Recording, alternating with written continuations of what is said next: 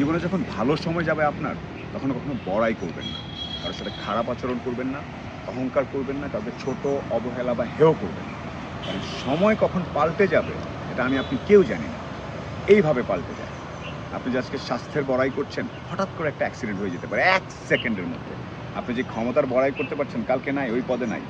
আজকে যেই সম্পদের বড়াই করছেন, 100 বছর পরে আপনি যেই বাড়িতে এখন থাকেন, সেখানে অপরিচিত লোকজন থাকবে। আপনার বা আমার কি আপনার দাদা বা নানার বাবার নাম মনে আছে? মনে নেই। কেউই মনে রাখে না কাউকে। সেজন্য খারাপ সময়ে যারা আপনার পাশে ছিল তাদের কথাটা মনে রাখবেন। সময় ভালো হওয়া মাত্র আমাদের মধ্যে অহংকার তৈরি হয়। নতুন পদ আসা মাত্র, নতুন একটু অর্থ আসা মাত্র, একটু স্বাস্থ্য আসা মাত্র আমরা কেমন যেন সব অবহেলা, অবজ্ঞা করা শুরু করি। সেজন্য একটা অনুরোধ থাকবে, জীবনের সময় কখন পাল্টে যায় কেউ জানে না। 1 সেকেন্ডে। শুনতে খুবই ড্রামাটিক মনে হচ্ছে। বড়াই না করে মাটিতে পা রাখবেন। ভালো সময়ে যেই মানুষ মাটিতে পা রাখতে জানে, সে হচ্ছে প্রকৃত মানুষ।